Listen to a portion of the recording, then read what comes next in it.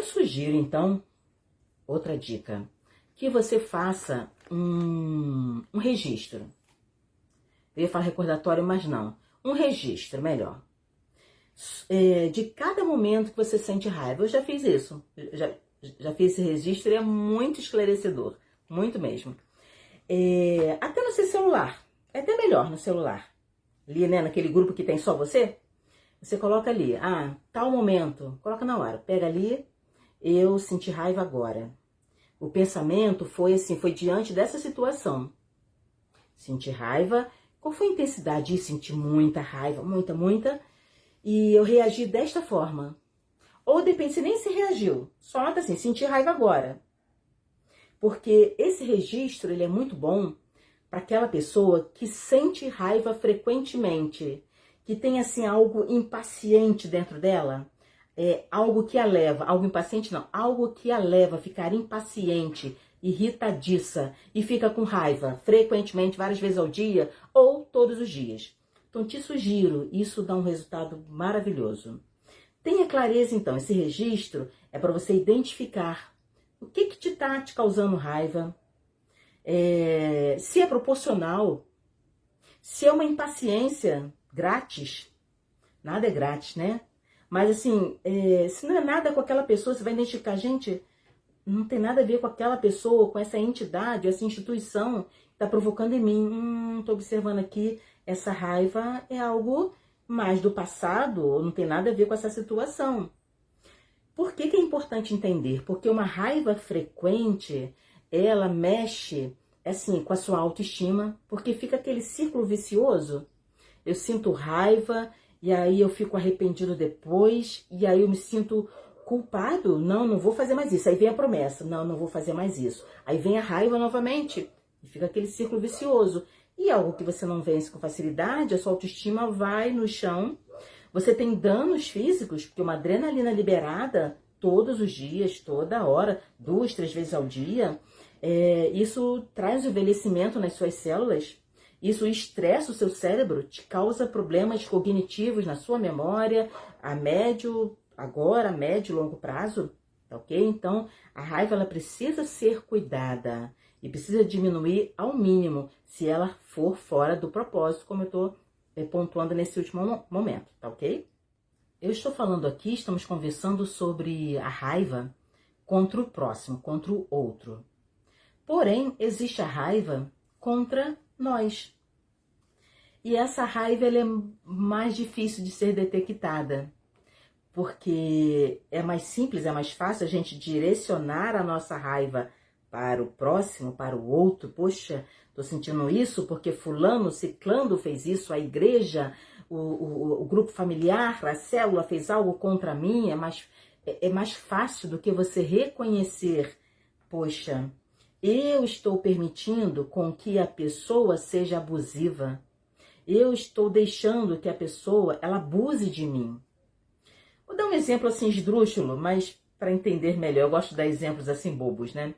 Um exemplo, alguém da sua mãe, seu pai, algum parente, né, ali próximo, seu cônjuge, enfim, pede o dinheiro emprestado. E aí você, empresta. Empresta R$100, me empresta X, Y, são 500. E você vai ali, mesmo, né, ficando apertado e tal, você vai emprestando. Você pode ficar com raiva, assim, poxa, essa pessoa, né, disse que ia me pagar, né, não pelo fato de emprestar, mas a pessoa disse que ia pagar e não pagou, atrasou um dia, atrasou 2, poxa, e a pessoa, ela não tá se percebendo abusiva, porque se ela tá te pedindo um dinheiro, eu usei esse exemplo do dinheiro, mas seja qual for a situação, ela te pede algo, ou algo na igreja, poxa, meu irmão, minha irmã, você pode vir aqui, né, ajudar nessa situação, vir na igreja, se dedicar no grupo, se dedicar tantas horas por dia, você vai dizendo sim, sim, sim, e a pessoa entende que ela não está sendo abusiva. Você está dizendo sim. Cabe a você a entender, opa, eu não posso, eu só consigo até aqui. Então, você não sabe dizer não para a pessoa, e você diz sim, não sabe dizer não, mas diz não para você. Eu tenho vários pacientes que falam assim, Ai, Rose, eu não sei dizer não. Esse é meu problema. Não sei dizer não. Aí eu digo assim, você sabe dizer não. Claro que você sabe. Só que você diz não sempre para você. Muda um pouquinho, mas às vezes dá um sim para você. Aí a pessoa fica assim, uau, é verdade. Então, assim, sempre que puder, se não estiver no seu alcance, negocie com a pessoa.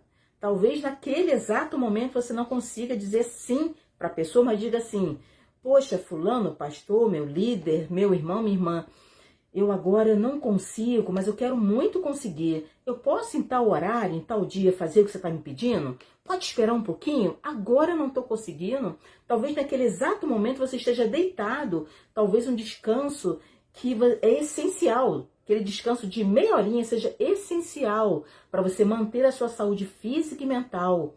E aí você pode negociar, né? Você pode comunicar e falar para a pessoa assim, eu não consigo agora, eu consigo daqui a meia hora. Daqui a meia hora eu vou estar, ótimo, para poder fazer o que você está me pedindo. Viu? Você disse sim para você, não para o outro, mas negociou. E se você vai dizendo somente sim para a pessoa, mas o principal, não é o sim para o outro, mas o não, quando você deveria dar um sim, reconhecer suas fronteiras. O que é isso falando em fronteiras? São as fronteiras de contato. É você entender que até aqui eu consigo ir. A partir dali, neste momento, eu não consigo. Me dá um tempinho para eu me revigorar nas minhas forças mentais, emocionais, físicas, para eu poder dar conta do que você está me pedindo. Talvez o outro esteja pedindo uma atenção, um discipulado, e naquele exato momento você não está conseguindo. Você só precisa de 10 minutos para se recompor de uma outra situação.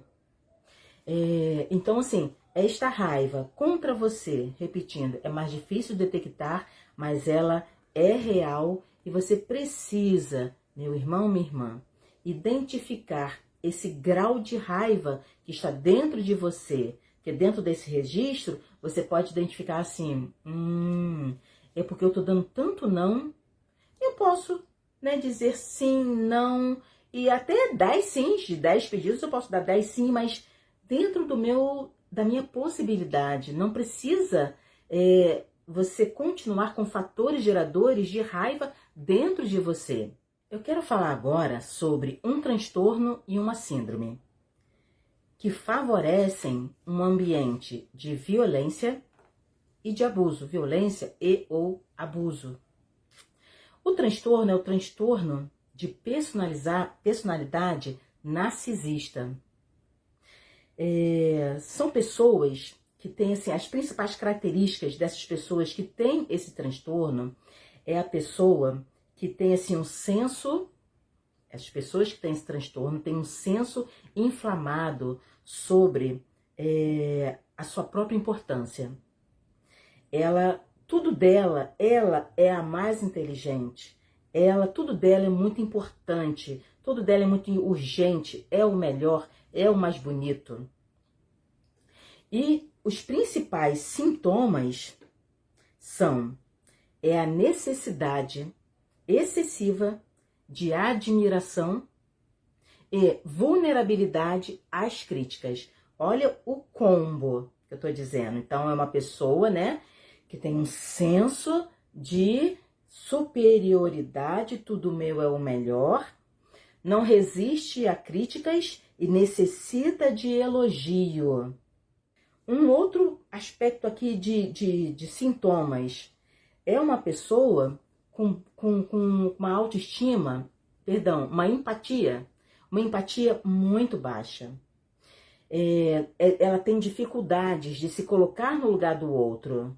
E não poucas vezes a gente percebe uma pessoa com esse transtorno que é grossa, né? Objetiva, aí dá, né? Justifica, não, eu sou objetivo. Não, a pessoa está sendo mal educada, está sendo grossa, está passando por cima do outro. E essa pessoa não percebe essa grosseria, porque ela tem essa dificuldade de se colocar no lugar do outro. Então, essa dificuldade, não me coloco no lugar do outro, eu sou grosso, não percebo a grosseria, por que será que a outra pessoa ficou ofendida? eu me sinto superior, eu quero elogios, mas quando me critica, eu não ajo, não reajo bem. E tudo isso vai gerando, então, o quê? Relacionamentos conflituosos e conturbados. Porque, olha só, isso tudo. E essa sensação, assim, de ser superior, de eu querer para mim, eu ser a atração, o centro das atrações, isso tudo, assim, faz essa pessoa não negociar o seu lugar de superioridade, pisando até nas outras pessoas que está próximo.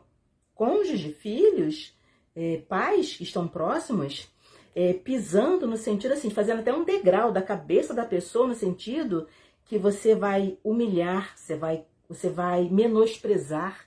A pessoa que tem esse transtorno, ela menospreza, ela diminui, ela não valida os sentimentos, os valores, os pensamentos da pessoa que está ao redor. E de tanto essa pessoa que tem esse transtorno, de tanto diminuir, desvalorizar, não validar, o outro que está próximo, ele começa a questionar.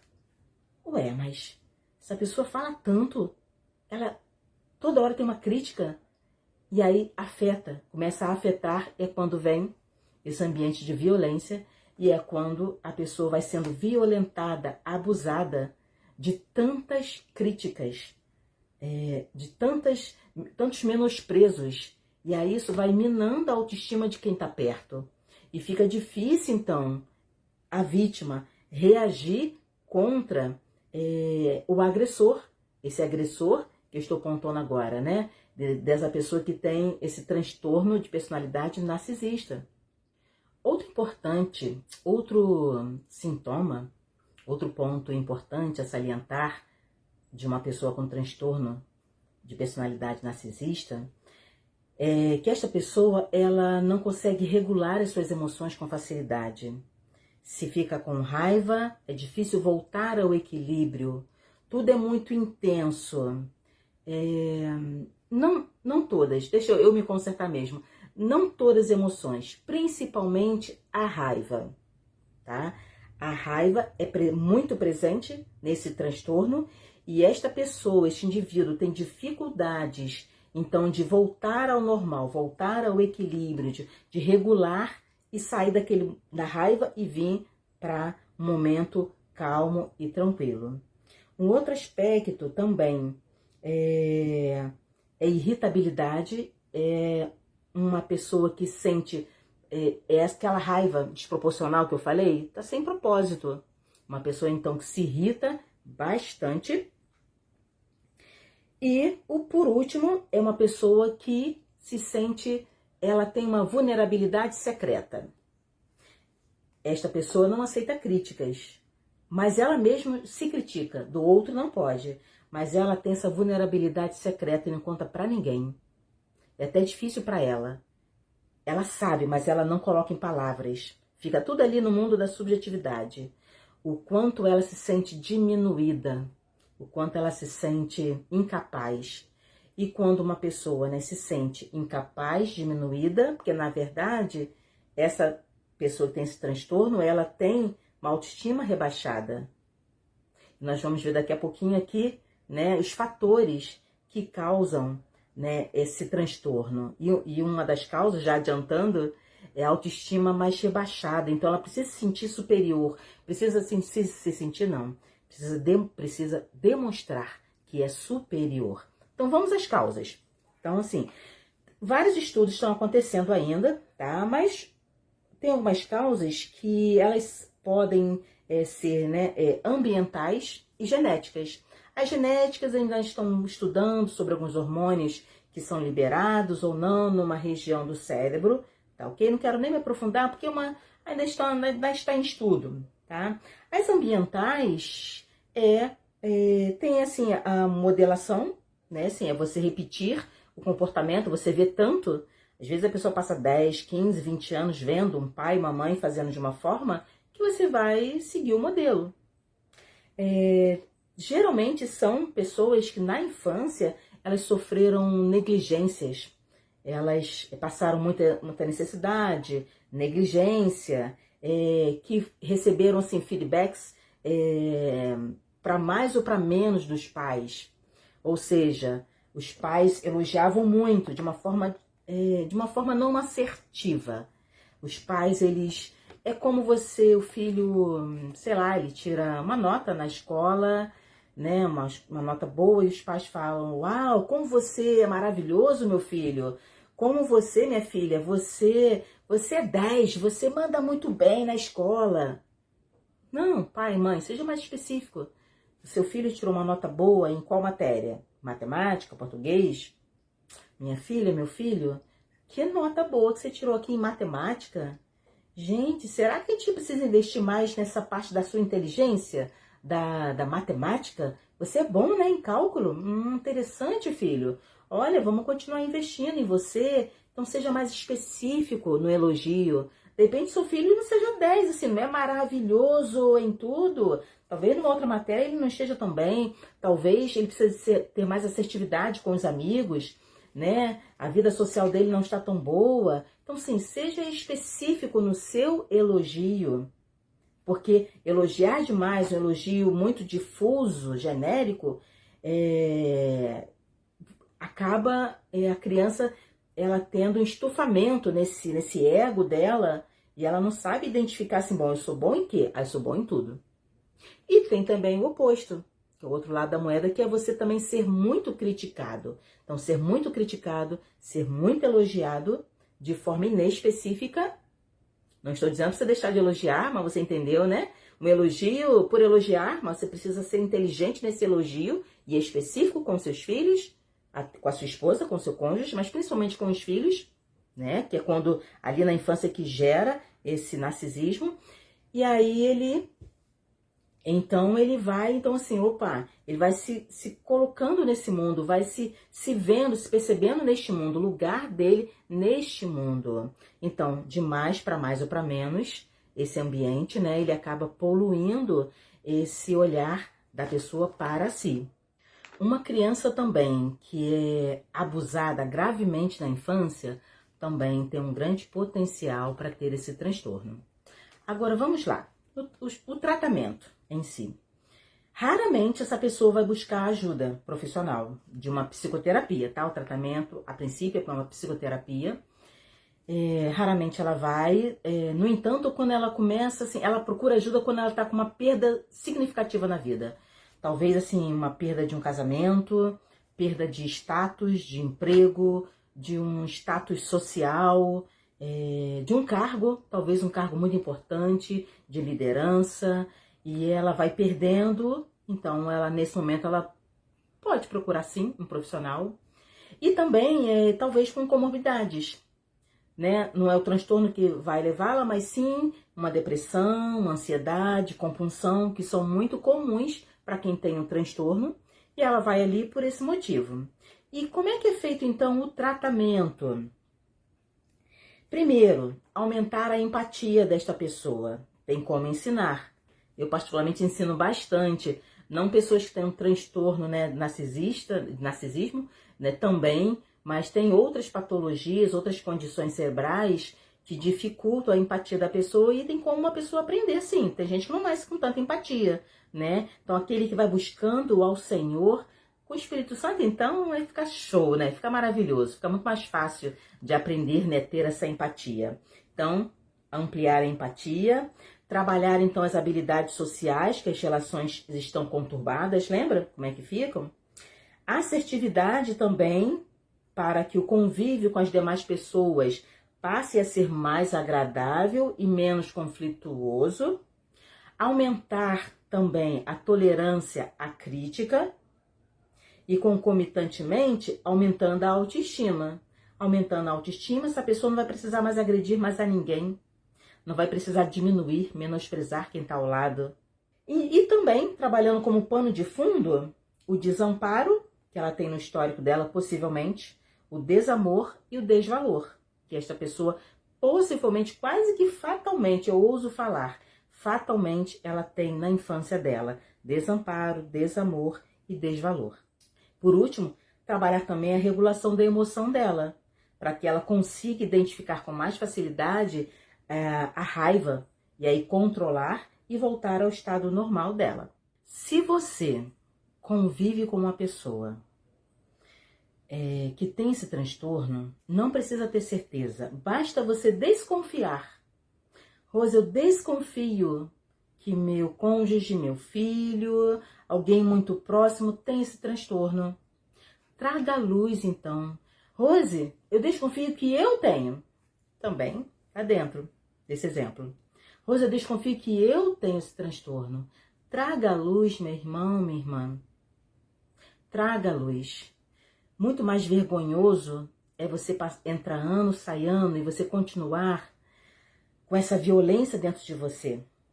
Com esse impulso, por mais que você não seja violento, o que eu acho muito difícil, não escapulir essa raiva que fica borbulhando, porque a raiva, ela borbulha em quem tem esse transtorno. E seja por esse transtorno, seja porque você aprendeu, não tem esse transtorno, mas aprendeu com seus pais, ou você tenha uma impaciência, uma ansiedade, talvez, que te leve, né? Ou até uma depressão que te leve a uma irritabilidade, impaciência. Meu irmão, minha irmã, traga a luz. Mais vergonhoso é você continuar com isso por anos a fio. Traga a luz, seja para o seu pastor, para o seu amigo, sua amiga, seu cônjuge, sua esposa, para um terapeuta. Traga a luz. Porque trazendo a luz, você vai se libertar. Por mais que... Aí você pode me dizer, Rose, mas eu controlo. O Espírito Santo tem me ajudado. Mas talvez a sua caminhada pode ser mais leve. Você dividindo com alguém, buscando estratégias. Eu dei aqui uma das estratégias, você redigir, né? Ali um registro, e é você perceber esse passo a passo da raiva, né? E pedir da licença, fazer os combinados. Tudo isso, mas você pode aprender muito mais estratégias no espaço, né? Ali com um terapeuta, com um psicoterapeuta, para que a sua caminhada fique mais leve, meu irmão, minha irmã.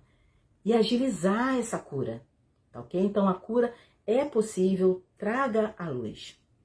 Bem, eu agora quero falar um pouquinho sobre aquela síndrome, para a gente estar terminando.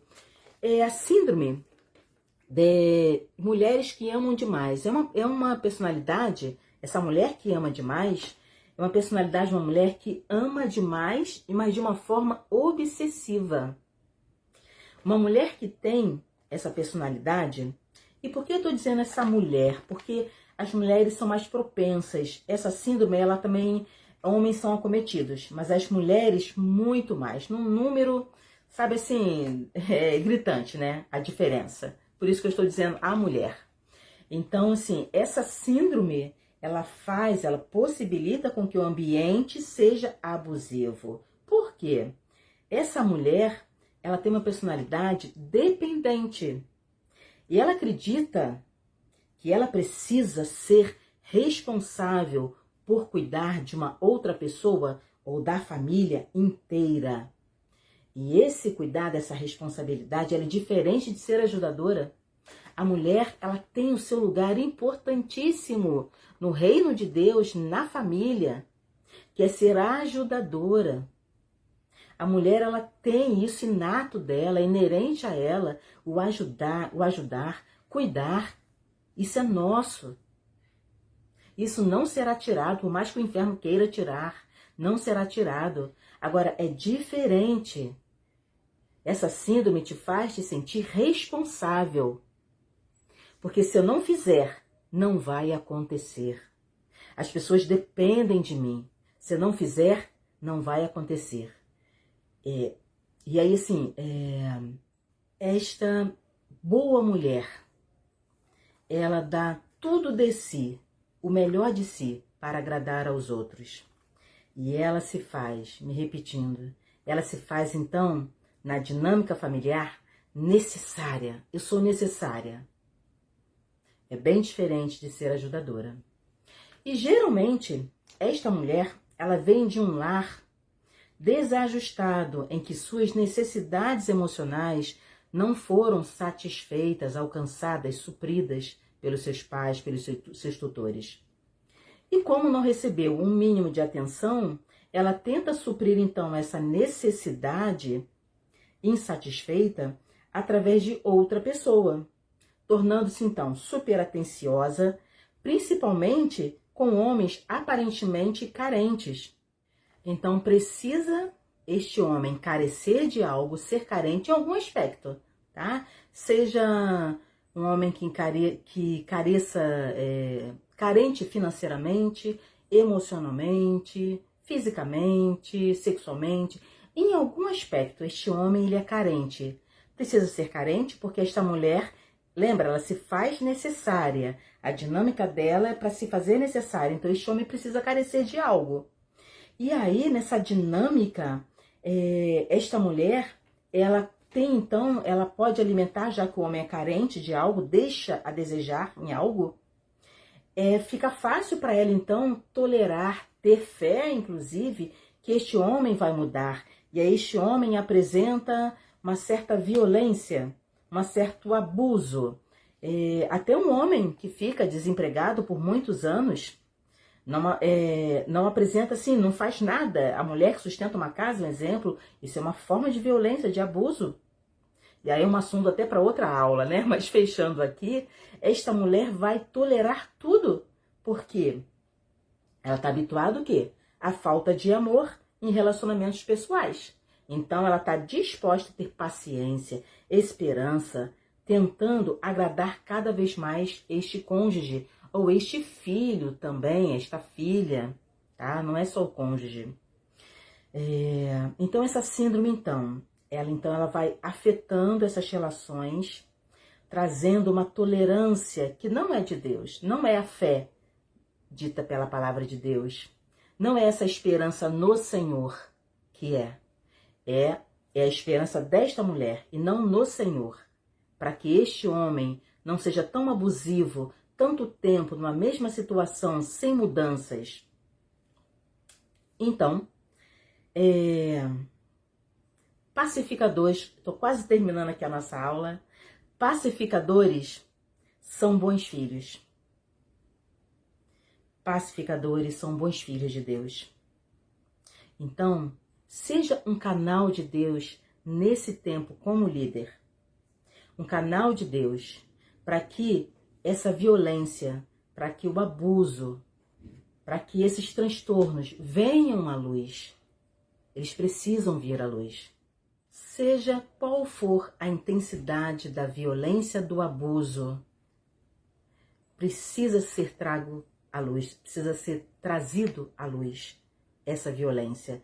Numa conversa leve, você tome essa iniciativa de você como líder, se você desconfia, violência também, né, contra adolescentes, crianças, idosos, precisa trazer à luz. Primeiro, eu vou logo nesses canais que tem, para poder dizer, né, ligar, enfim, até por telefone você pode resolver isso, fazer uma denúncia. Denúncia em última instância, né? Em primeiro lugar, converse com as pessoas envolvidas. Tente entender. Encaminhe para um profissional. E no último caso, se não houver solução, porque violência é crime, então denuncie. Em último caso, mas não acredito que dentro de um âmbito espiritual, onde haja a sensibilidade do Espírito Santo, onde Deus está ali presente numa família, num grupo, né, um grupo de familiares, é possível sim, né, ali Deus ir curando e trazendo então, né, o restabelecimento daquela dinâmica familiar e ter então surgir uma dinâmica familiar saudável, né, e em último caso, sim, né, denunciar, e a igreja então dá esse suporte para esta mulher, para este adolescente, criança, idoso, precisa de um suporte, não apenas denunciar e aconselhar, mas tem muitos aspectos em que a igreja pode, né, intervir, dando um suporte, e aí inclusive financeiro. Tá? Bom, esse foi o recado que eu tinha para dar, né, para a gente estar conversando aqui hoje, e é um assunto, ao preparar a aula, eu confesso que eu senti muito peso espiritual, e é um assunto urgente dentro das igrejas, um assunto muito sério, que precisa ser tratado, né, com muita seriedade, muito respeito, tá? Então, eu oro então para que nós, como líderes, estejamos então cada vez mais preparados para lidarmos com esse tipo de situação dentro da nossa igreja, das nossas igrejas. Forte abraço então, turma. Tchau, tchau.